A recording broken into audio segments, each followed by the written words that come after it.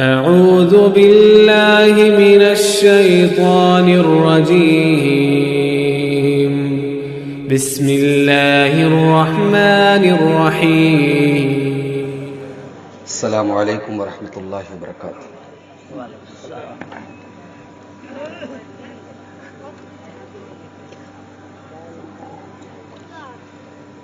الحمد للہ نحمده ونستعینه ونستغفره ونعوذ باللہ من شرور انفسنا ومن سیئات اعمالنا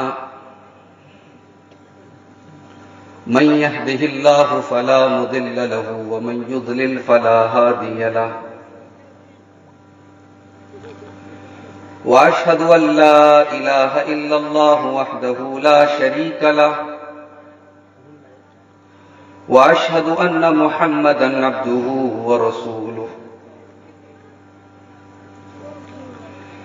يا أيها الذين آمنوا اتقوا الله حق تقاته ولا تموتن إلا وأنتم مسلمون يا أيها الناس اتقوا ربكم الذي خلقكم من نفس واحدة وخلق منها زوجها وبث منهما رجالا كثيرا ونساء واتقوا الله الذي تساءلون به والأرحام إن الله كان عليكم رقيبا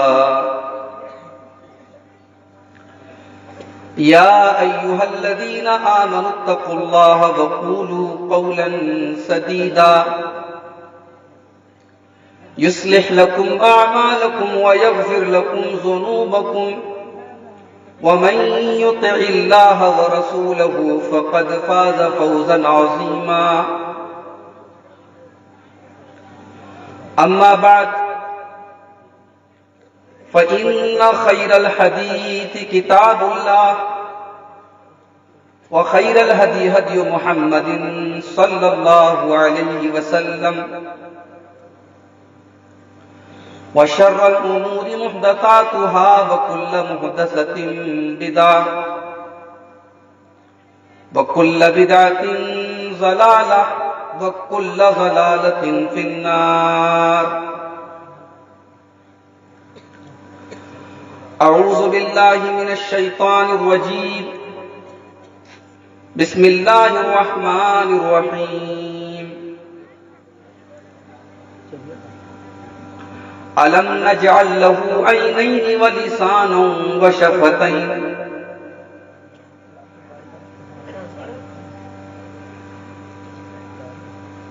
معزز صدر اجلاس، اسٹیج پر موجود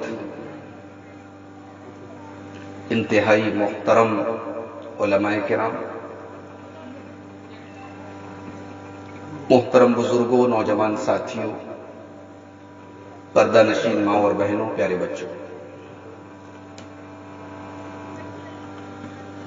رات کے تقریباً 1:15 بج رہے ہیں اور یہ موسم سچ پوچھئے تو اس لائق نہیں ہے کہ رات میں اتنی دیر تک پروگرام کیا جائے۔ یہ اس علاقے کے نوجوانوں کی ہمت ہے، ان کا جذبہ ہے کہ اس خطرناک سرد موسم میں انہوں نے یہ پروگرام رکھا ہے، اور پھر آپ کا جذبہ ہے کہ رات کے اس وقت تک آپ موجود ہیں اس پنڈال کے نیچے، اور قابل مبارکباد ہے ہماری وہ مائیں بہنیں جو بیچاری سفر کر کے اپنے اپنے گاؤں سے، اپنے اپنے گھروں سے آئی ہیں۔ میں تو بس اللہ سے یہ دعا کر سکتا ہوں، اللہ تعالیٰ آپ سب کے اس جذبے کو قبول فرما لیں، اور ہم سب کا یہاں آنا، یہاں جمع ہونا اللہ تعالیٰ قبول فرما لے، کہنے والوں کو، سننے والوں کو، سب کو عمل کی توفیق عطا فرمائے، آمین۔ بڑی اچھی تقریریں آپ نے مجھ سے پہلے سماعت کی۔ شیخ عادل ریاضی صاحب اصلاح معاشرہ کے موضوع پر بڑی بہترین تقریر کر رہے تھے۔ شیخ ذکی نور ندوی حفظہ اللہ وراثت کے مسائل پر بڑی اچھی گفتگو کر رہے تھے۔ میں جس موضوع پر آپ کے سامنے کچھ بات رکھنا چاہتا ہوں وہ ہمارے جسم کے اندر کا ایک حصہ ہے۔ ہمارے جسم کے اندر اللہ تبارک و تعالی نے ایک چھوٹا سا حصہ ایسا دیا ہے جو اللہ تعالی کی بہت عظیم نعمت ہے ہمارے اور آپ کے۔ میں بات کر رہا ہوں انسان کی زبان کی۔ یہ 2 انچ کی زبان یہ کوئی معمولی نعمت نہیں ہے میرے بھائی۔ انسان کو جانوروں سے الگ کرنے والی اگر کوئی چیز ہے تو یہی زبان ہے۔ اس زبان کے ذریعے ہی ہم اپنے سکھ اور دکھ کا اظہار کرتے ہیں۔ اسی لیے اللہ تعالیٰ نے انسان کے اوپر جب اپنی بڑی بڑی نعمتوں کا تذکرہ کیا تو زبان کا تذکرہ سب سے پہلے کیا۔ الرحمن علم القرآن خلق الانسان علمہ البیان۔ اللہ تبارک و تعالی نے، رحمان نے قرآن سکھایا۔ خلق الانسان، اس نے انسان کو پیدا کیا، اور انسان کو پیدا کرنے کے بعد علمہ البیان، اسے بولنا سکھایا، اسے زبان عطا فرمائی۔ ہمارے پاس قوت بیان ہے، جانور کے پاس نہیں ہے۔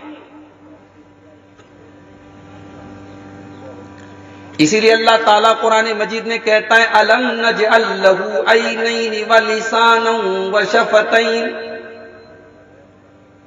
اے انسان، تو اپنے پروردگار کا کتنا بڑا ناشکرا ہے۔ تیرے پروردگار نے تجھے کتنی بڑی بڑی نعمتیں دی ہیں۔ الم نجعل لہ عینین، کیا ہم نے تجھے 2 آنکھیں نہیں دی ہیں؟ ان 2 آنکھوں کی قیمت کیا ہے؟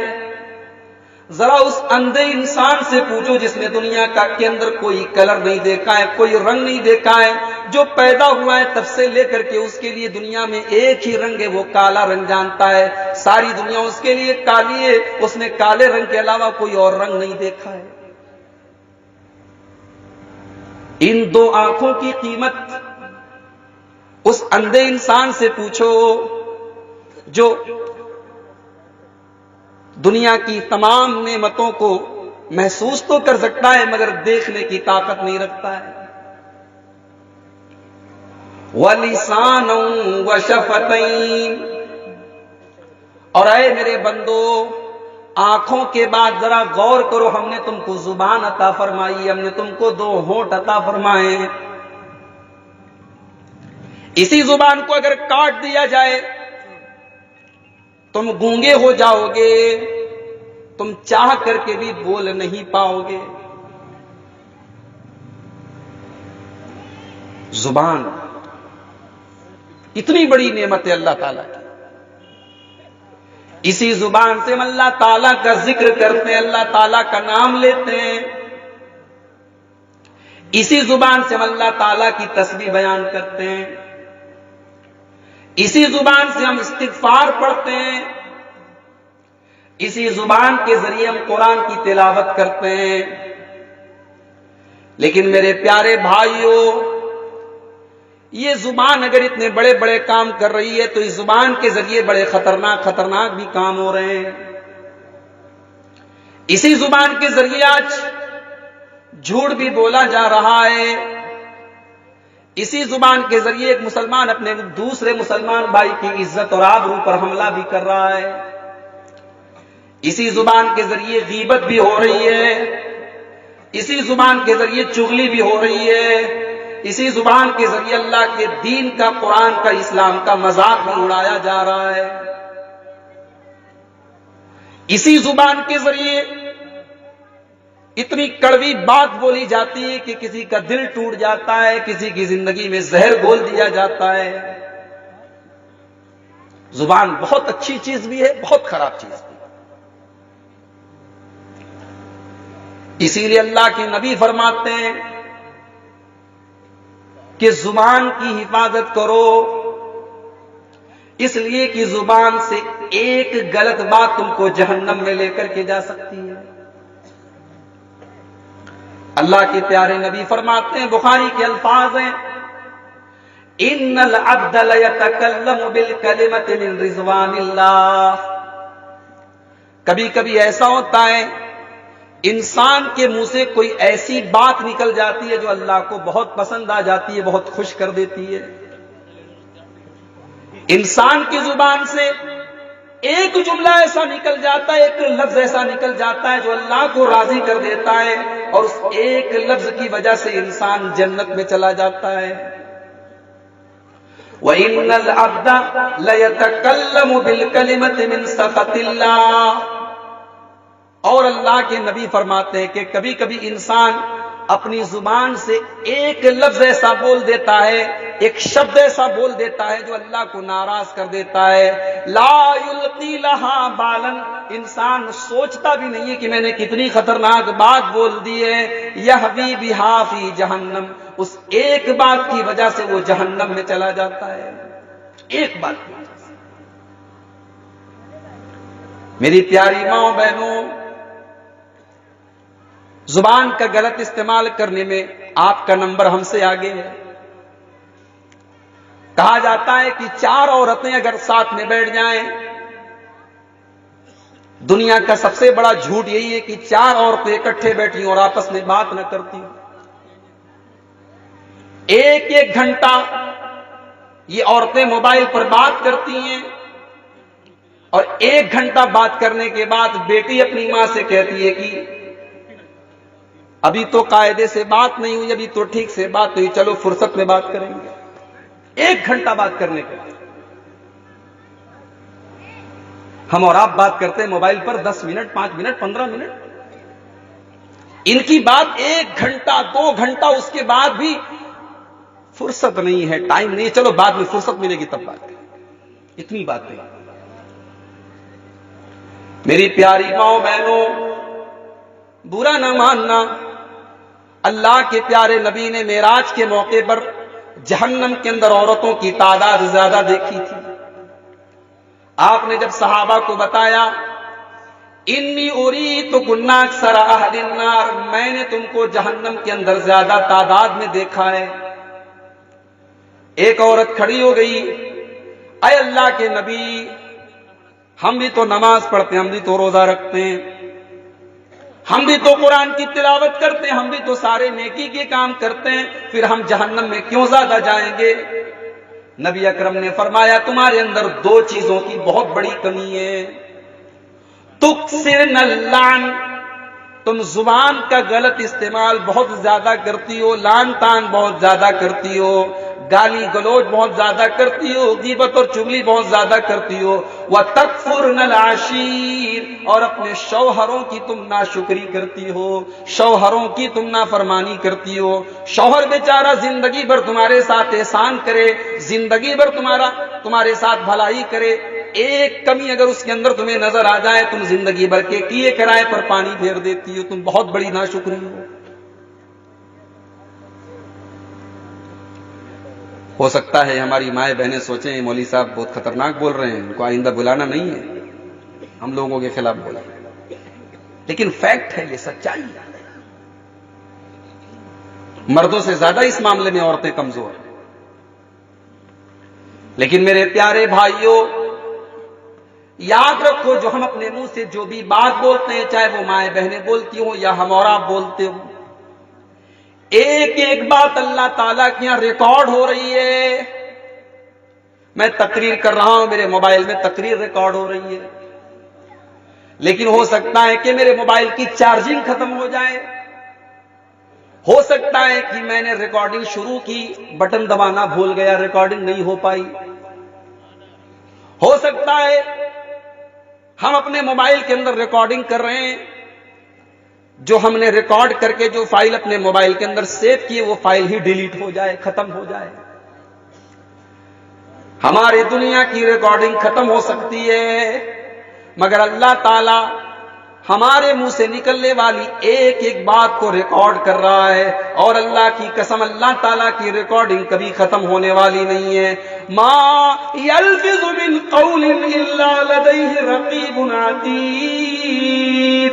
میرے بندو، تمہاری زبان سے جو الفاظ نکلتے ہیں، تم اپنے منہ سے جو کچھ بولتے ہو، ہمارا ایک فرشتہ نوٹ کر رہا ہے، ہمارا ایک فرشتہ ریکارڈ کر رہا ہے، اور کل قیامت کے دن تمہیں جواب دینا پڑے گا۔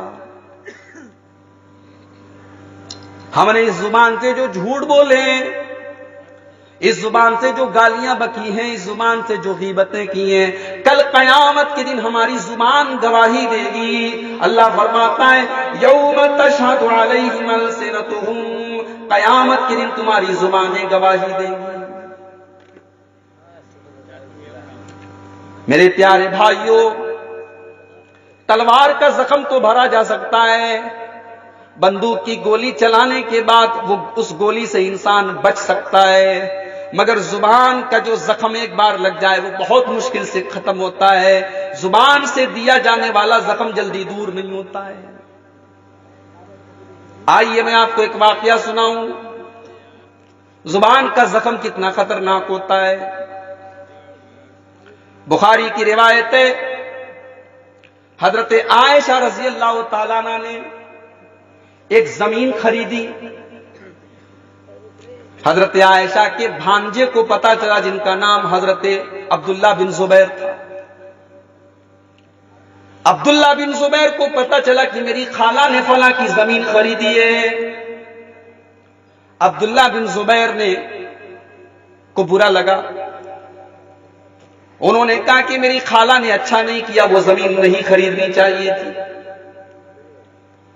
انہوں نے اگر اتنا کہہ دیا ہوتا تو کافی تھا، لیکن انہوں نے آگے جملہ استعمال کر دیا، لَتَنْتَهِيَنَّ عَائِشَةُ لَأَحْجُرَنَّ عَلَيْهَا۔ اگر میری خالہ نے اس زمین کا لین دین ختم نہیں کیا، یہ سودا اگر کینسل نہیں کیا، تو میں زبردستی اپنی خالہ کو یہ زمین خریدنے نہیں دوں گا، میں روک دوں گا اپنی خالہ کو۔ زبان کا غلط استعمال، خالہ کا مقام ماں کے برابر ہوتا ہے۔ عبداللہ بن زبیر رضی اللہ تعالیٰ عنہ نے اپنی خالہ کے بارے میں تھوڑی سخت بات استعمال کی۔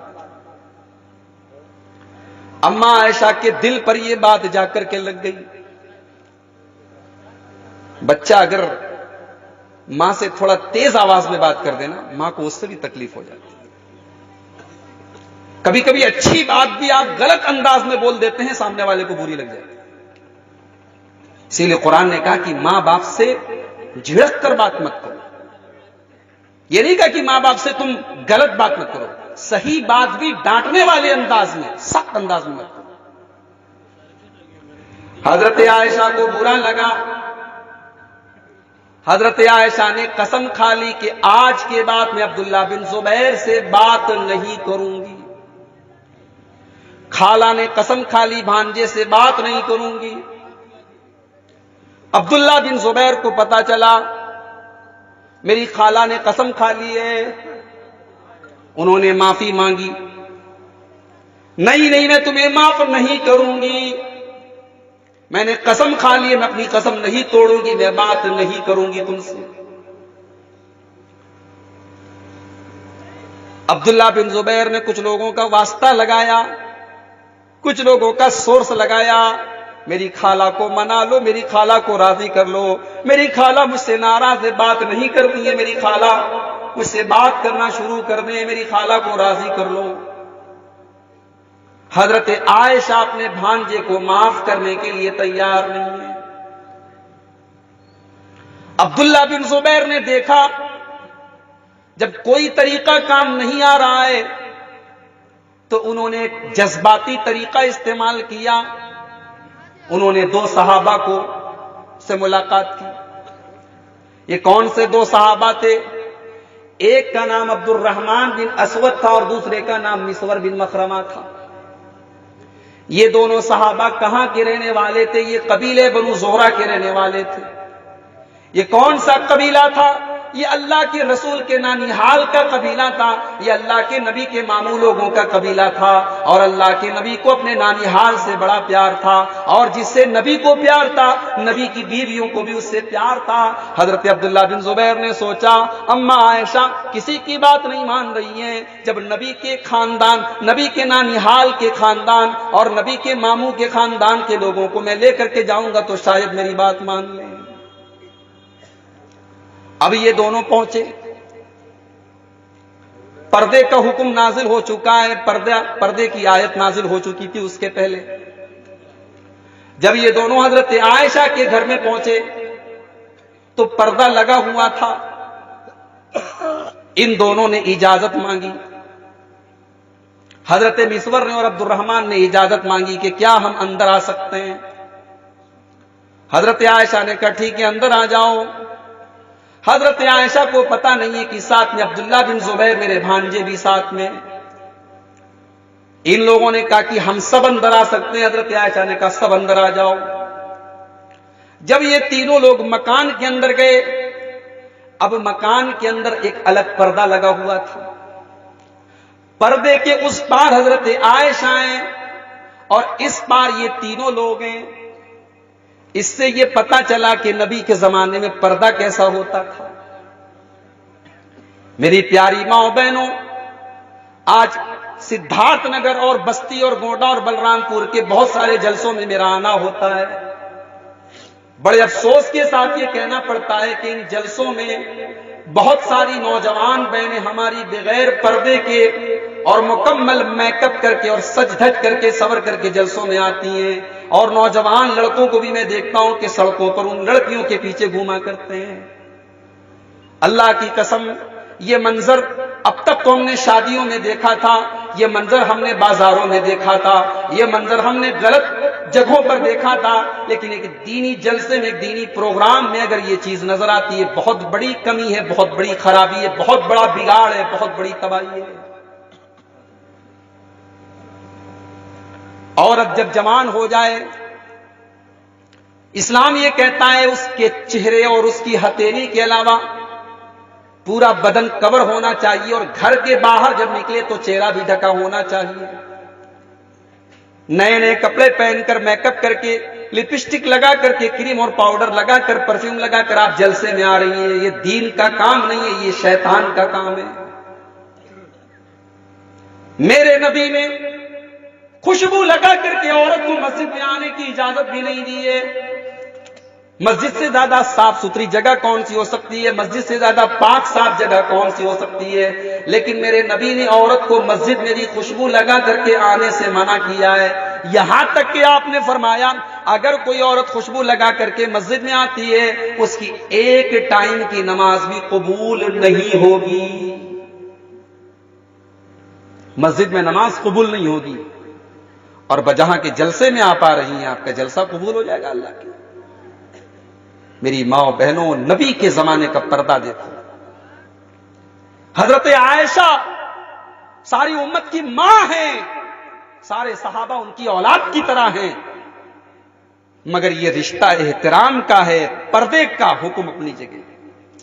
یہاں تو گاؤں کے لڑکے چلے آتے ہیں گھر میں، چچی اور دادی اور خالہ اور مامی اور پھپھی کہتے ہوئے گھر میں چلے آتے ہیں، جوان لڑکیاں ان کے سامنے سے گزر رہی ہیں، کوئی پردہ نہیں. ارے یہ تو اپنے گاؤں کا لڑکا ہے، گاؤں کا لڑکا ہے تو پردہ نہیں کرنا ہے.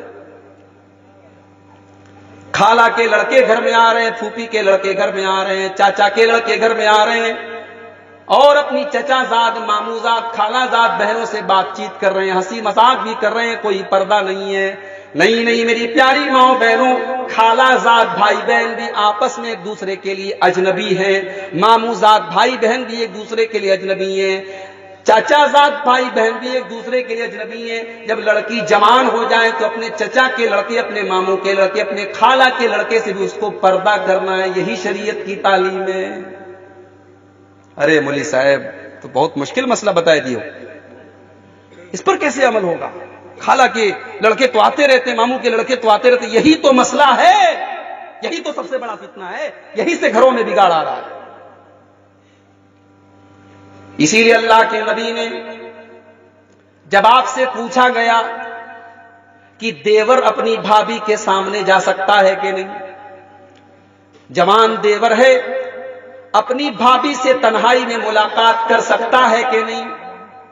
ہمارے یہاں لوگ کہتے ہیں ارے بھائی بھابھی تو ماں کے جیسے ہوتی ہے، وہ ہوتی ہوگی، ہندوستان کے اندر ہوتی ہوگی، ہندوستانی کلچر میں ہوتی ہوگی، اسلام میں بھابھی ماں کے درجے میں نہیں ہے، یاد رکھیں۔ بھابھی بھابھی ہے، دیور دیور ہے۔ اور اللہ کے رسول نے جو لفظ استعمال کیا بڑا خطرناک اور بڑا ڈینجرس لفظ استعمال کیا۔ آپ نے فرمایا الحنف الموت، دیور اپنی بھابھی کے لیے موت ہے، موت۔ یہ موت کیوں کہا؟ علماء نے لکھا ہے اس لیے موت کہا ہے کہ اس رشتے میں اکثر گڑبڑی ہوتی ہے۔ اگر دیور کے ساتھ بھابھی نے نعوذ باللہ اگر غلط کام کر دیا تو چونکہ بھابھی شادی شدہ ہے، اور شادی شدہ عورت اگر غلط کام کرے تو اس کی سزا کون سی سزا ہے؟ سزائے موت ہے۔ اس لیے اللہ کے نبی نے دیور کو بھابھی کے لیے موت قرار دیا۔ اور بعض علماء نے اس حدیث کا یہ مطلب بتایا ہے، دیور بھابھی کے لیے موت ہے کا مطلب یہ ہے جب دیور اور بھابھی کے درمیان پردہ نہیں ہوگا اور دیور اور بھابھی کے بیچ میں ہنسی مذاق اور بیہودہ باتوں کا سلسلہ چلے گا تو گھر کے اندر بے حیائی آئے گی اور گھر کے اندر سے حیا کی موت ہو جائے گی، حیا کا جنازہ نکل جائے گا۔ یہاں آپ دیکھیں یہ دونوں صحابی جب حضرت عائشہ کے کمرے میں داخل ہوئے، کمرے میں پردہ لگا ہوا ہے، حضرت عبداللہ بن زبیر رضی اللہ تعالیٰ عنہ پردے کو پار کر کے اپنی خالہ کے پاس جاتے ہیں اور اپنی خالہ کے گلے لگ جاتے ہیں اور زار و قطار رونے لگتے ہیں۔ خالہ جان معاف کر دیجئے، غلطی ہو گئی ہے، میں نے آپ کے بارے میں سخت جملہ استعمال کر دیا ہے، خالہ جان آئندہ ایسا جملہ استعمال نہیں کروں گا، اپنے بھانجے کو معاف کر دیجئے۔ عبداللہ بن زبیر روئے جا رہے ہیں، حضرت عائشہ کی آنکھوں سے بھی آنسو بہ رہے ہیں، لیکن حضرت عائشہ کہتی ہیں اے میرے بھانجے، میں نے اللہ کے نام کی نذر مانی ہے، میں نے اللہ کے نام کی قسم کھائی ہے، میں تجھ سے بات کرنا، میں نے تجھ سے بات نہ کرنے کی قسم کھائی ہے، میرے اوپر دباؤ نہ ڈال، میرے اوپر زور نہ ڈال، میری قسم نہ توڑنے کی کوشش کر۔ عبداللہ بن زبیر رو رہے ہیں، خالہ بھی رو رہی ہیں، ادھر وہ دونوں صحابی جو آئے تھے ان کی بات کرنے کے لیے پردے کے اس پار سے، وہ دونوں کہتے ہیں اماں عائشہ آپ تو ہم سب کی ماں ہیں، آپ سے ہم نے دین سیکھا ہے، آپ سے ہم نے اسلام سیکھا ہے، کیا آپ نے اللہ کے نبی کی وہ حدیث نہیں سنی ہے کسی مسلمان کے لیے جائز نہیں ہے وہ 3 دن سے زیادہ اپنے مسلمان بھائی سے رشتہ توڑے رکھے، بات چیت بند رکھے۔ اماں عائشہ آپ اپنے سگے بھانجے سے اتنی ناراض کیوں ہیں؟ آپ اپنے سگے بھانجے سے بات چیت کیوں بند رکھے ہوئے ہیں؟ اماں عائشہ مان جائیے اور اپنے بھانجے کو معاف کر دیجیے۔ آخر میں حضرت عائشہ رضی اللہ تعالیٰ عنہ کو ہتھیار ڈالنے پڑے، انہوں نے معاف کیا اور اپنی اس قسم کو جو ٹوٹ گئی تھی، اس قسم کے ٹوٹنے کا کفارہ انہوں نے کیا ادا کیا؟ 40 غلام آزاد کیے۔ اور حضرت عائشہ جب اس واقعے کو یاد کرتی تھی اتنا روتی تھی کہ ان کا دوپٹہ آنسوؤں سے تر ہو جاتا تھا۔ میری پیاری ماں بہنوں، یہ ہوتی ہے زبان، اتنی زہریلی ہوتی ہے، ایک زہریلی بات انسان کے سینے پہ جا کے ایسی چبھ جاتی ہے کہ زندگی بھر کے لیے آدمی بات چیت کرنا بند کر دیتا ہے۔ اسی لیے عربی کا ایک شاعر کہتا ہے جراحات السنان لها التئام ولا يلطام ما جرح اللسان، تیر اور تلوار کا زخم تو بھرا جا سکتا ہے مگر زبان کا زخم بھرا نہیں جا سکتا ہے۔ اسی لیے اللہ کے نبی فرماتے ہیں زبان کی حفاظت کرو، زبان کا غلط استعمال مت کرو۔ ایک صحابی اللہ کے نبی کے پاس آئے، اے اللہ کے نبی من نجات، تو نجات کس چیز میں ہے؟ نجات اگر پانا ہو تو مجھے کیا کرنا چاہیے؟ نبی اکرم نے فرمایا 3 کام کر لو تم نجات پا جاؤ گے۔ 3 کام تم کر لو نجات پا جاؤ گے، تمہیں اللہ کے عذاب سے اللہ تعالیٰ بچا لے گا، تم اللہ کے عذاب سے بچ جاؤ گے۔ 3 کام کر لو۔ نمبر 1، امسک علیک لسانک، اپنی زبان کو کنٹرول کرو، ولیسعک بیتک، اور اپنے گھروں کے اندر رہا کرو، گھر کے اندر، گھر کے باہر نکلو، ضرورت پر نکلو، گھر کے باہر کا کام جب ہو جائے تو اپنے گھر کے اندر آ جاؤ۔ بھی ملک کے حالات جو چل رہے ہیں آپ جان رہے ہیں کیا حالات ہیں، یہ بہت احتیاط کا وقت ہے اور اپنے جذبات پر بڑے کنٹرول کرنے کا وقت ہے، اس لیے کہ فتین اور فسادی قسم کے لوگوں کا مقصد یہی ہے کہ ہم ذرا سا طیش میں آئیں اور ہمارے جان و مال اور ہماری عزت و آبرو پر وہ حملہ کر سکیں۔ ہمیں اپنے آپ کو بچانے کے لیے بہت احتیاط اور بہت ہی ہوش سے کام لینا پڑے گا میرے بھائی۔ وَلْيَسْعَكَ بَيْتُكَ، اللہ کے نبی نے تعلیم دی ہے کہ اپنا زیادہ تر وقت اپنے گھر میں گزارو، یعنی گھر کے باہر کا مطلب یہ کہ بھئی آپ نے کاروبار کر لیا، دکان سے آپ گھر آئے تو پھر اب زیادہ تر ٹائم گھر پہ گزارو، یہ نہ ہو کہ دن بھر دکان سے آئے اب دوستوں کے ساتھ بیٹھے، بیوی بیچاری بیٹھی ہے، بچے بیٹھے ہیں، بیوی بچوں کے لیے ٹائم نہیں، دوستوں کے پاس بیٹھے ہیں، اپنا وقت اپنے گھر والوں کو دو، اپنے بیوی بچوں کو دو۔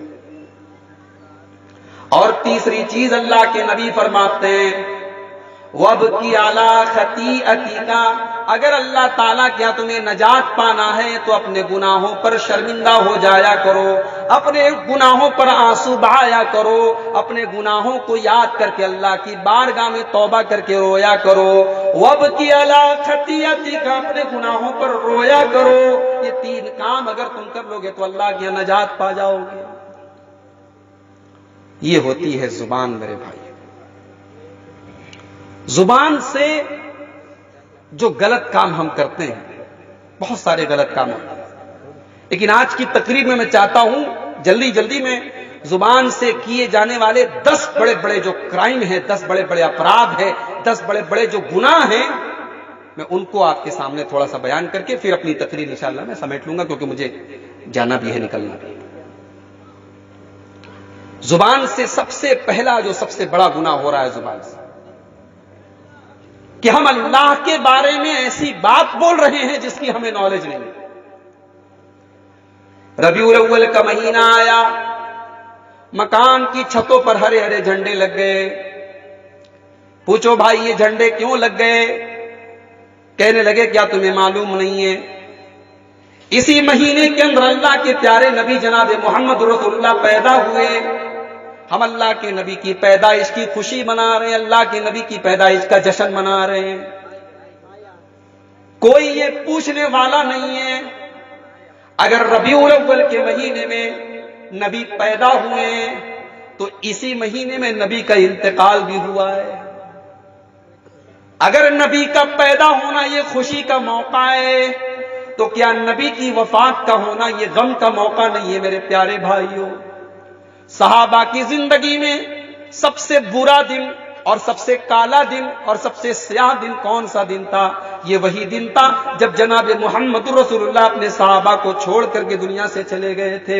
میرے پیارے بھائیوں، اگر آپ نبی کی پیدائش کا جشن منا رہے ہو تو پھر اسی مہینے میں آپ کو نبی کی وفات کا غم بھی منانا پڑے گا۔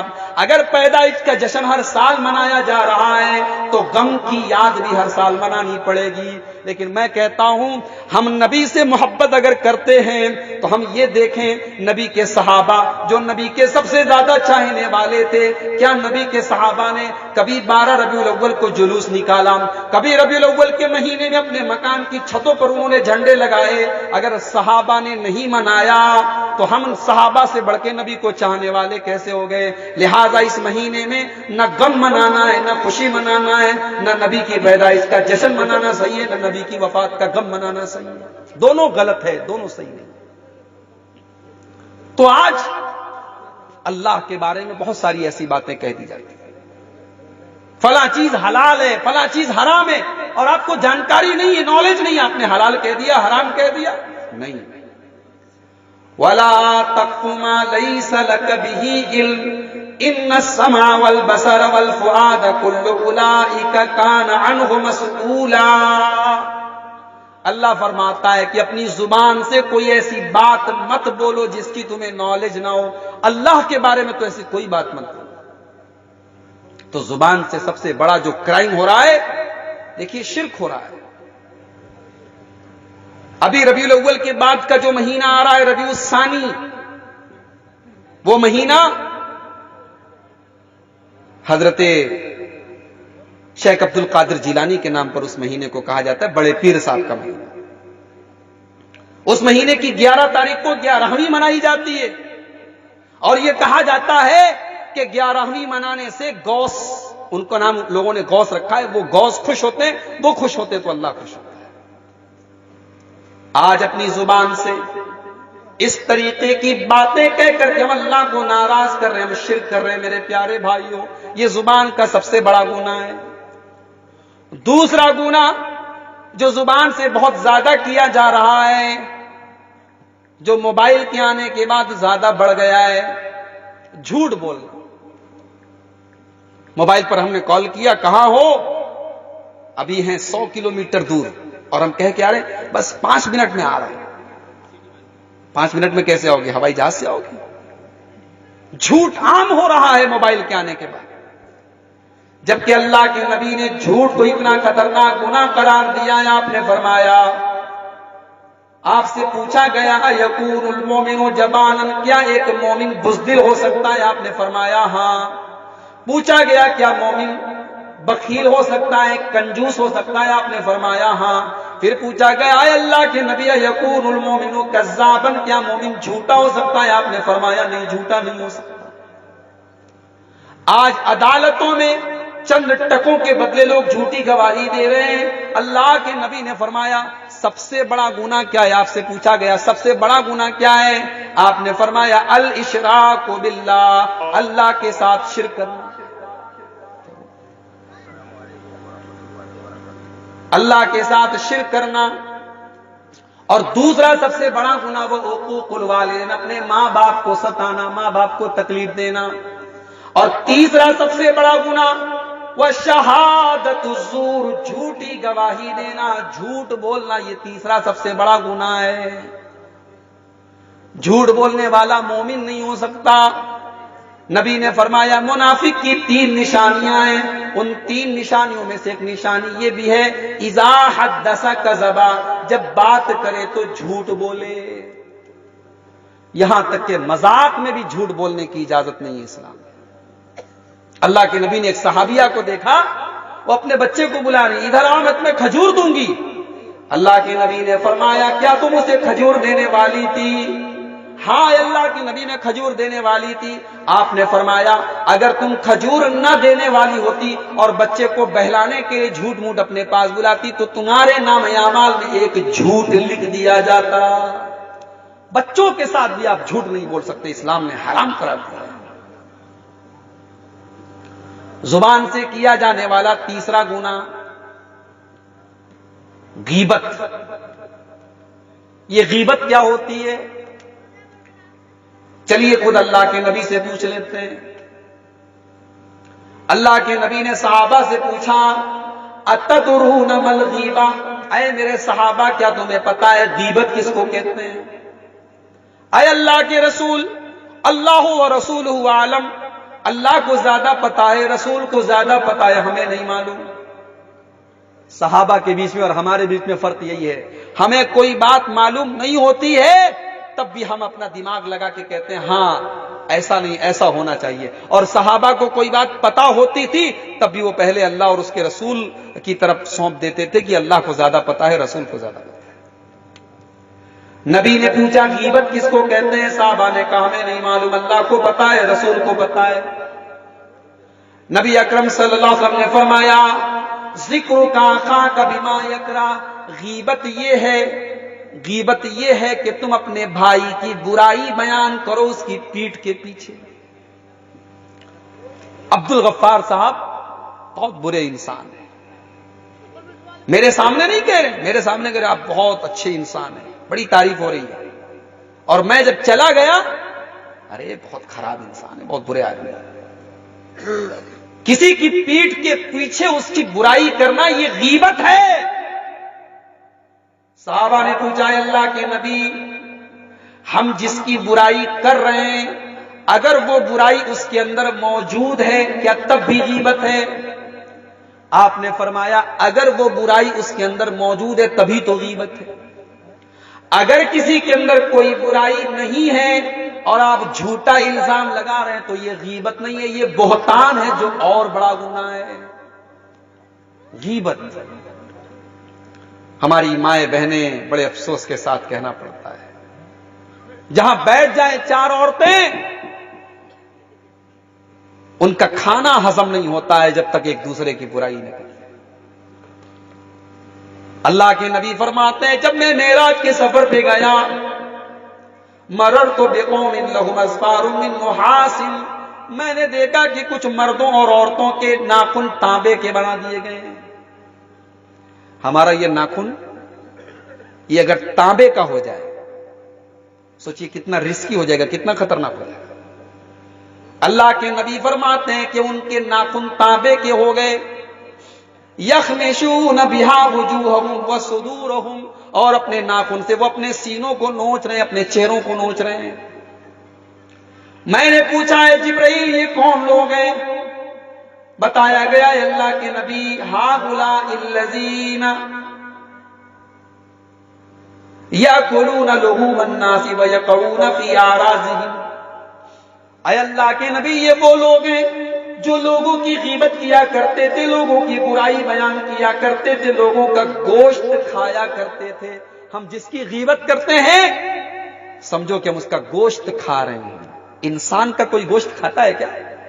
انسان کا گوشت کھانے کے بارے میں ہم سوچ بھی نہیں سکتے، اور ہم جس کی غیبت کر رہے ہیں سمجھ لو وہ مر گیا ہے اور اس کی لاش میں سے ہم نوچ نوچ کے کھا رہے ہیں۔ اتنا بڑا گناہ ہے یہ غیبت۔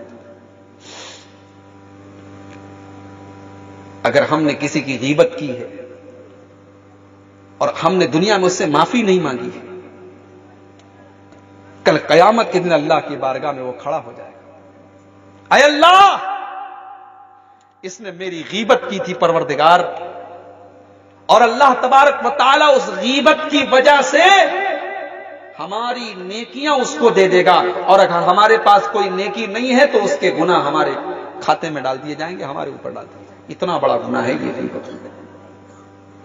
تین چیزیں ہو گئی۔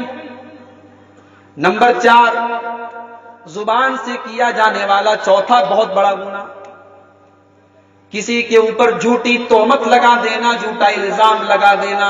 قرآن کہتا ہے وَلَا تَلْمِزُوا أَنفُسَكُمْ، خبردار خبردار ایک دوسرے پر تہمت نہ لگاؤ۔ اور اگر تہمت کسی کے کیریکٹر پر لگا دی جائے، فلانے کی لڑکی صحیح نہیں ہے، بہت آسان ہے کہہ دینا فلانے کی لڑکی صحیح نہیں، تم بھی کسی لڑکی کے باپ، تمہاری لڑکی کے کیریکٹر پر کوئی سوال اٹھائے گا تمہیں کیسا لگے گا؟ ارے اسلام تو یہ کہتا ہے کہ اگر کسی کے اندر کوئی کمی اور عیب بھی دیکھو تو پردہ ڈال دو۔ یہاں پردہ کون ڈالتا ہے؟ یہاں تو بدنام کرنے کے لیے، بے عزت کرنے کے لیے ہم تیار رہتے ہیں۔ میری پیاری ماں بہنوں، کسی عورت کی عزت اور آبرو پر جھوٹا الزام لگانے والا اتنا بڑا گنہگار، اتنا بڑا گنہگار ہے کہ قرآن کہتا ہے والذین یرمون المحصنات ثم لم یاتوا باربعۃ شہداء فاجلدوہم 80 جلدہ، جو لوگ بے قصور عورتوں پر زنا کی تہمت لگاتے ہیں، پاک دامن عورتوں پر بدکاری کی تہمت لگاتے ہیں، ان کو 80 کوڑے کی سزا دو۔ ولا تقبلوا لهم شہادۃ ابدا، اور اسلامی عدالت میں ان کی گواہی کبھی قبول نہیں کی جائے گی۔ اتنا بڑا گناہ ہے کسی کے اوپر جھوٹی تہمت لگا دینا۔ نمبر 5 زبان سے کیا جانے والا 5واں بہت بڑا گناہ جو آج ہمارے سماج میں بہت رائج ہے، گالی بکنا۔ مرد بھی گالی دے رہے ہیں، عورتیں بھی گالی دے رہی ہیں، گندی گندی گالیاں آج بچوں کی زبان پر بھی آ گئی ہیں۔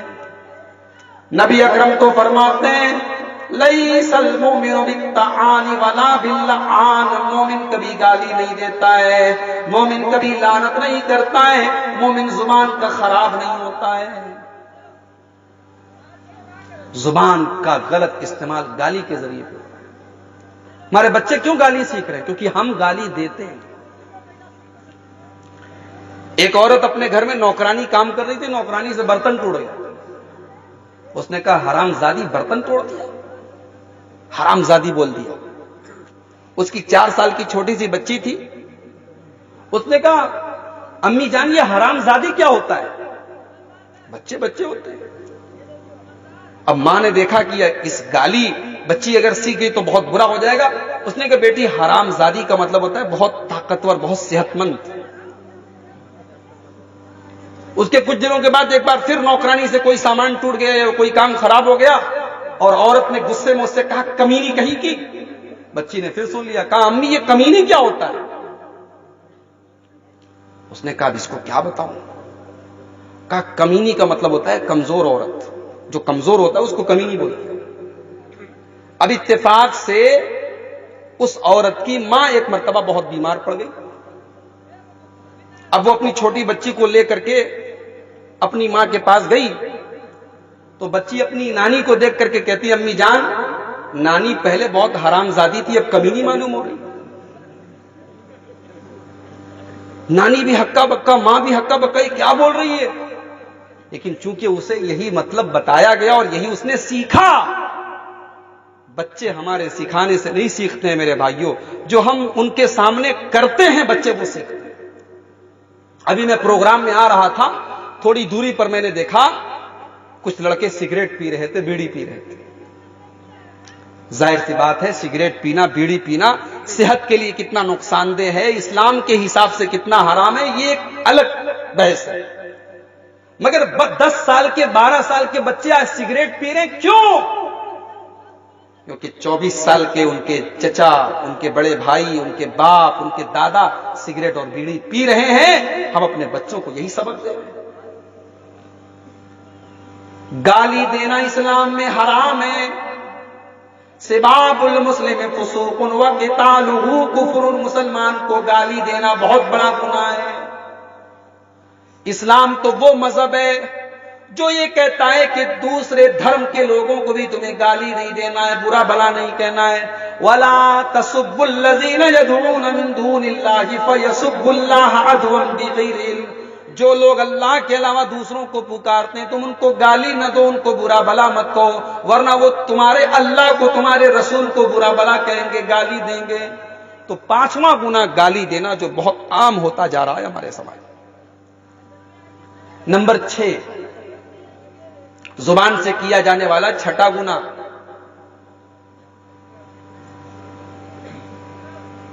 گندی باتیں کرنا، بیہودہ باتیں کرنا، ولگر باتیں کرنا، اشلیل باتیں کرنا. موبائل پر ایک لڑکا بات کر رہا ہے کسی لڑکی سے، اشلیل اور گندی اور بیہودہ باتیں. سماج کہاں جا رہا ہے؟ میرے نبی کا اخلاق تو یہ تھا، میرے نبی کی سیرت تو یہ تھی. لم یکن فاحشا ولا متفحشا. میرے نبی کبھی اپنی زبان پر کوئی بیہودہ، کوئی گندا جملہ نہیں لاتے تھے، کبھی بیہودہ بات نہیں کرتے تھے. آج ہمارے نوجوانوں کے موبائل پر دیکھو چٹکلے آ رہے ہیں، لطیفے آ رہے ہیں، جوکس آ رہے ہیں، گندے گندے جوکس آ رہے ہیں، گندے جوکس آ رہے ہیں. اور ان کے ساتھ لکھا رہتا ہے ایڈلٹ جوکس، یہ بڑوں کے لیے ہیں. کیا بڑے لوگ گندی باتیں کر سکتے ہیں؟ ہمارے پاس ایک گندا میسج آیا، گندا چٹکلا آیا، گندی تصویر آئی، ہم نے اپنے دوست کو بھیج دی. یعنی ہم نے غلط کام کیا، پھر اس غلط چیز کو دوسرے کو بھی پہنچا دیا، دوسرے کو بھی پھیلا دیا. ان الذين يحبون ان تشيع الفاحشة في الذين آمنوا لهم عذاب أليم في الدنيا والآخرة. اللہ فرماتا ہے جو لوگ گندی باتوں کو دنیا میں پھیلاتے ہیں، ایمان والوں کے بیچ میں پھیلاتے ہیں، ان کو دنیا میں بھی عذاب ہوگا اور آخرت میں بھی عذاب ہوگا. اس طریقے کی گندی باتیں، گندے میسج اگر آپ فارورڈ کر رہے ہیں، اپنے دوستوں کو بھیج رہے ہیں، ان کا گناہ بھی آپ کے سر پہ ڈالا جائے گا اور آخرت میں جو سزا ملے گی وہ تو ملے گی، دنیا میں بھی آپ کو سزا ملے گی. تو یہ 6 بہت بڑی خرابی ہے جو زبان سے آج ہو رہی ہے. نمبر 7 زبان سے کیا جانے والا 7واں گناہ. اسلام کا مذاق اڑایا جا رہا ہے، جنت کا مذاق اڑایا جا رہا ہے، جہنم کا مذاق اڑایا جا رہا ہے، رسول کا مذاق اڑایا جا رہا ہے. رمضان کا مہینہ آیا تو روزے کے اوپر لطیفے بنائے جا رہے ہیں، جنت کے بارے میں چٹکلا بنایا جا رہا ہے، جہنم کے بارے میں چٹکلا بنایا جا رہا ہے. میرے پیارے بھائیوں، تم چٹکلے بناؤ، تم لطیفے بناؤ، تم ہنسی مذاق کرو، مگر اسلام کے ساتھ، قرآن کے ساتھ، شریعت کے ساتھ مذاق مت کرو، مذاق مت کرو. اللہ فرماتا ہے وَلَئِن سَأَلْتَهُمْ لَيَقُولُنَّ إِنَّمَا كُنَّا نَخُوضُ وَنَلْعَبُ. جو لوگ اللہ کا مذاق اڑا رہے ہیں، رسول کا مذاق اڑا رہے ہیں، اے نبی جب آپ ان سے پوچھیں گے تو وہ یہی کہیں گے ہم تو ہنسی مذاق کر رہے تھے، ہم تو کھیل تماشا کر رہے تھے. قُلْ بِاللَّهِ وَآيَاتِهِ وَرَسُولِهِ كُنتُمْ تَسْتَهْزِئُونَ. اے نبی آپ اعلان کر دیجئے، کیا تمہیں مذاق اڑانے کے لیے اللہ ہی ملا تھا؟ کیا تمہیں مذاق اڑانے کے لیے رسول ہی ملے تھے؟ کیا تمہیں مذاق اڑانے کے لیے اللہ کی آیتیں ہی ملے تھی؟ لا تعتذروا قد کفرتم بعد ایمانکم. اگر تم نے اللہ کا مذاق اڑایا، رسول کا مذاق اڑایا، شریعت کا مذاق اڑایا تو تم کافر ہو گئے، تم ایمان سے نکل گئے. آدمی ایمان سے نکل جاتا ہے. اس لیے حکم ہے کہ اگر کہیں اللہ کا مذاق اڑایا جا رہا ہے، رسول کا مذاق اڑایا جا رہا ہے تو ایسی مجلس میں مت بیٹھو. وَإِذَا رَأَيْتَ الَّذِينَ يَخُوضُونَ فِي آيَاتِنَا فَأَعْرِضْ عَنْهُمْ حَتَّى يَخُوضُوا فِي حَدِيثٍ غَيْرِهِ. اللہ فرماتا ہے اے میرے نبی جب ہماری آیتوں کے ساتھ مذاق اڑایا جا رہا ہو تو ایسی مجلس میں، ایسی میٹنگ میں ایسے لوگوں کے ساتھ آپ مت بیٹھیے. دین کا مذاق اڑانا یہ 7واں بہت بڑا گناہ ہے جو زبان سے ہم کر رہے ہیں. اب 3 چیزیں بیان کر کے بات ختم کروں گا، 1:20 ہو رہے ہیں. نمبر 8، زبان سے کیا جانے والا 8واں بہت بڑا گناہ، کسی کا مذاق اڑانا. ہمارا کپڑا 2000 والا ہے تو 500 والے کا مذاق اڑا رہے ہیں، دیکھو اس کا، میرا کپڑا دیکھو، اس کا کپڑا دیکھو. مذاق کرنا اسلام میں جائز ہے، مذاق اڑانا جائز نہیں ہے. کسی کے کپڑے کا، کسی کے چہرے کا، کسی کے رنگ کا اسلام میں مذاق اڑانا جائز ہے. لا يسخر قوم من قوم عسى ان يكونوا خيرا منهم. ایک صاحب ابھی مجھ کو ملاقات بھی کی انہوں نے، آج یہاں پہ آئے ہیں، وہ جلسے میں آئے ہیں. بیچارے اپنے گاؤں میں بڑا اچھا کام کر رہے ہیں، تبلیغ کا کام کر رہے ہیں. ان کے گاؤں میں عورتیں جمعہ میں نماز میں نہیں جاتی تھی، عید کی نماز میں نہیں جاتی تھی. بیچارے نے تقریر کی، لوگوں کو سمجھایا بجھایا، اب عورتیں مسجد میں جانے لگی جمعہ میں. تو کچھ عورتوں کو بڑا برا لگا. ان کا نام عبد الحق ہے تو کچھ عورتوں نے کہا کہ وہ عبد الحقوا بہت برا ہے. ہمارے یہاں ہوتا ہے ایسا، ہم لوگوں کا نام بگاڑ دیتے، لوگوں کا مذاق اڑاتے ہیں. وَلَا تَنَابَزُوا بِالْأَلْقَابِ. قرآن کہتا ہے کسی کو برے نام سے یاد نہ کرو، برے لقب سے یاد نہ کرو. کوئی بیچارہ کالا ہے تھوڑا سا، اس کا نام کلوا رکھ دیتے. کوئی ناٹا ہے، اس کا ہائٹ کم ہے، اس کو نٹوا نٹوا کہنے لگتے. غلط ہے، نہیں کہنا چاہیے. اللہ نے بنایا ہے. اللہ کے رسول کی بیوی اور ہم سب کی ماں حضرت صفیہ رضی اللہ تعالی عنہ، ان کی ہائٹ کچھ کم تھی، ان کا قد کچھ کم تھا. ایک مرتبہ حضرت عائشہ نے کسی بات پر ناراض ہو کر کے اللہ کے نبی سے فرمایا کہ اے اللہ کے نبی، وہ صفیہ تو ایسی ہے، وہ صفیہ تو ایسی ہے، وہ صفیہ تو بہت ناٹی ہے، صفیہ کی ہائٹ تو بہت کم ہے. انہوں نے حضرت صفیہ کی ہائٹ کا مذاق اڑایا. اللہ کے رسول کو حضرت عائشہ کی یہ بات بہت بری لگی. آپ نے فرمایا لقد قلت کلمۃ لو مزجت بماء البحر لمزجتها. اے عائشہ، تم نے اتنی خطرناک بات کہی ہے، اتنی زہریلی بات کہی ہے، اگر اس کو سمندر کے اندر ملا دیا جائے تو پورے سمندر کا پانی خراب ہو جائے گا، پورے سمندر کا پانی برباد ہو جائے گا. اتنی خراب بات ہے. مذاق مت اڑاؤ میری ماں کو. کسی غریب کے گھر میں شادی ہے، ہم کھانا کھانے گئے، چاول تھوڑا کچا رہ گیا، گوشت میں تھوڑا تیل زیادہ ہو گیا، مسالہ زیادہ ہو گیا، یا بوٹی ہمیں اچھی نہیں ملی، ہم مذاق اڑانے لگتے، دیکھو فقیر منڈے کا کیسی شادی کی۔ میرے پیارے بھائیوں، جس غریب کے گھر کے تم کھانا کھا کے اس کا مذاق اڑا رہے ہو، اس غریب نے اپنی بیٹی کی شادی کرنے کے لیے اور وہ کھانا بنانے کے لیے نہ جانے کتنے دنوں سے پیسے جٹائے تھے، نہ جانے کتنی محنت کی تھی، نہ جانے کتنے دنوں کی پونجی اس نے لگا کر کے وہ کھانا بنایا تھا۔ اس کی محنت پر اس طریقے سے پانی نہ پھیرو، اس کو ذلیل مت کرو، اس کی تحقیر مت کرو۔ یہی تو تکبر ہے۔ تکبر اور کس کو کہتے ہیں؟ میرا کپڑا اچھا ہے، تیرا کپڑا خراب ہے، ارے تیرا بھی اچھا میرا بھی اچھا، یہ الگ بات ہے۔ میں 2000 والا کی حیثیت کا ہوں، میں نے 2000 کا پہنا ہے، تم 400 کی حیثیت کے لاکھ تم نے 400 پہنا ہے۔ اس میں کسی کو حقیر جاننے کا کوئی مطلب نہیں ہے۔ کسی کے کپڑے کی وجہ سے میری مائیں بہنیں وہ بھی سن لیں،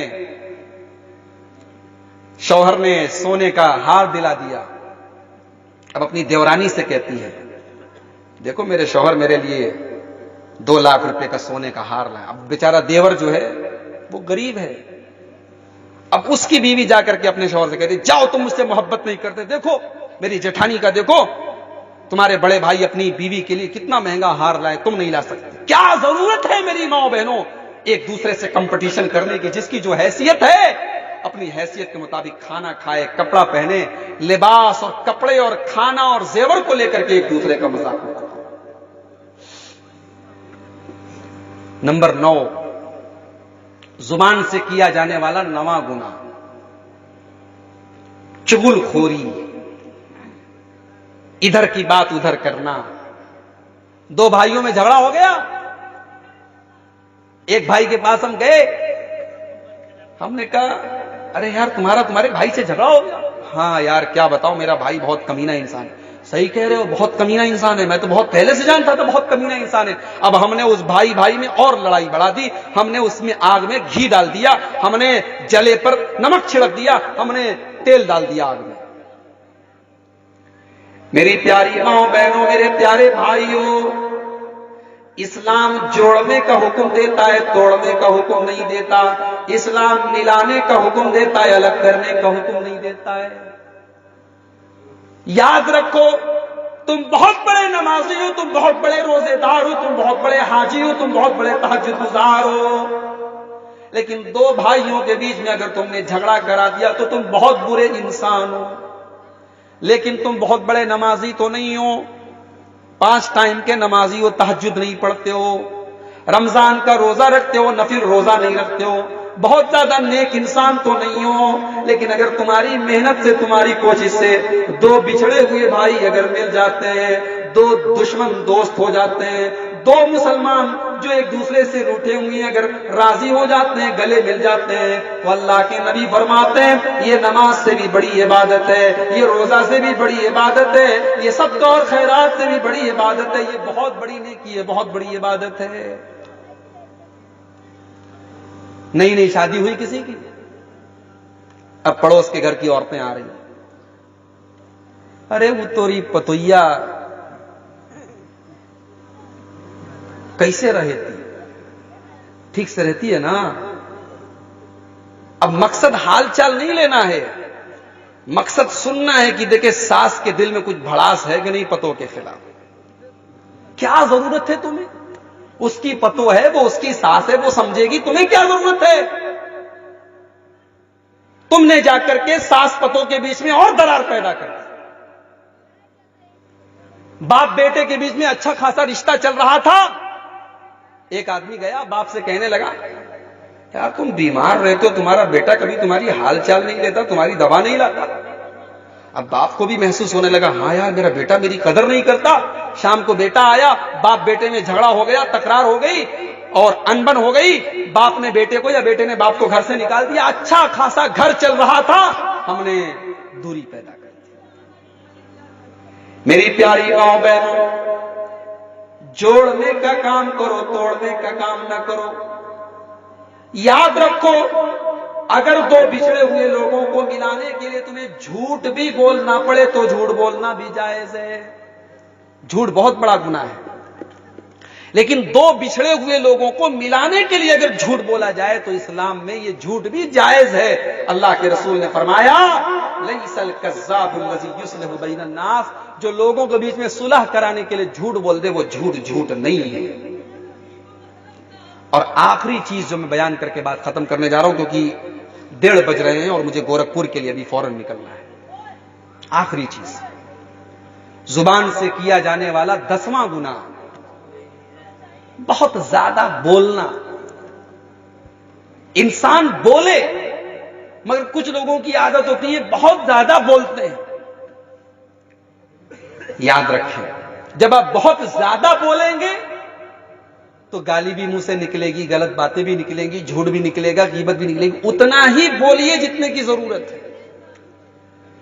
اسی لیے اللہ کے نبی فرماتے ہیں من کان یؤمن باللہ والیوم الآخر فلیقل خیرا او لیصمت. اگر تم اللہ کو مانتے ہو، قیامت کے دن کو مانتے ہو، تو جب بھی زبان سے بولو تو اچھی بات بولو، ورنہ چپ رہو، خاموش رہو. کیا ضرورت ہے زیادہ بولنے کی؟ اللہ کے پیارے نبی فرماتے ہیں قیامت کے دن سب سے زیادہ میرے قریب رہنے والے اور سب سے پیارے لوگ وہ ہوں گے جن کے اخلاق سب سے اچھے ہوں گے. وَإِنَّ أَبْغَضَكُمْ إِلَيَّ وَأَبْعَدَكُمْ مِنِّي مَجْلِسًا يَوْمَ الْقِيَامَةِ، اور قیامت کے دن سب سے زیادہ دور مجھ سے اور سب سے زیادہ برے وہ لوگ میری نظر میں ہوں گے السرسارون والمتشدقون والمتفیہقون، جو بہت بڑبڑیا ہوں گے، بہت باطنی ہوں گے، بہت بولنے والے ہوں گے. کچھ لوگ ہوتے ہیں نا، جب بولنے لگ جاتے ہیں تو جی چاہتا ہے یار کان میں روئی ڈال کے یہاں سے دھیرے سے کھسک لیں. بہت بڑے باطنی ہیں، بڑے بڑبڑیا ہیں. بڑبڑیا مت بنو میرے بھائیو، باطنی مت بنو، اتنی ہی بات بولو جتنے کی ضرورت ہے. اسی لیے اللہ کے نبی نے فرمایا من حسن اسلام المرء ترکہ ما لا یعنی، بہترین مسلمان وہ ہے جو فضول اور لا یعنی چیزوں کو چھوڑ دے. یہ چند اہم باتیں تھیں زبان کی حفاظت کے تعلق سے. چونکہ آپ کے پوسٹر میں ایک عنوان تھا غیبت کی تباہ کاریاں، میں نے سوچا جب غیبت پر بات چل رہی ہے تو اس میں کچھ اور چیزیں زبان کے تعلق سے جوڑ دی جائیں. یہ چند اہم باتیں تھیں. ہم اللہ سے دعا کرتے ہیں اللہ تعالیٰ زبان کی ہم سب کو حفاظت کرنے کی توفیق نصیب فرمائے.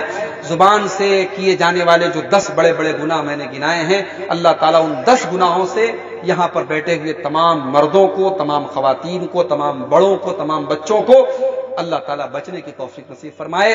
رب العالمین ہمیں اپنی زبان کو تولنے اور پھر بولنے کی ہمیں توفیق نصیب فرمائے. رب العالمین ہمیں اپنی زبان کی حفاظت کی توفیق دے. رب العالمین آج کا یہ جلسہ جن بھائیوں کی محنتوں سے منعقد ہوا ہے، اللہ تعالیٰ ان کے مال و منال میں، ان کے اہل و عیال میں برکت نصیب فرمائے. اللہ اس گاؤں کے، اس علاقے کے تمام لوگوں پر اپنی خیر و برکت نازل فرمائے. ملک کے موجودہ حالات میں اللہ تعالیٰ سے ہم یہ بھی دعا کرتے ہیں کہ رب العالمین تو ہمارے اس دیش کو، ہمارے اس ملک کو، ہمارے اس وطن کو امن کا اور شانتی کا گہوارہ بنا دے. الہ العالمین اس دیش کے تمام لوگ مل جل کر رہیں، یہاں کی ملی جلی جو تہذیب ہے وہ برقرار رہے، یہاں کوئی خون خرابہ نہ ہو، ہر انسان کا جان اور مال محفوظ رہے. اے رب العالمین ہم تجھ سے یہی دعا کرتے ہیں. رب العالمین ہمارے جان و مال، ہمارے عزت و آبرو کی حفاظت فرما. جب تک تو دنیا میں زندہ رکھ، اسلام پر زندہ رکھ، اور خاتمہ ہم سب کا ایمان پر ہو. آمین. وآخر دعوانا الحمدللہ رب العالمین. والسلام علیکم ورحمۃ اللہ.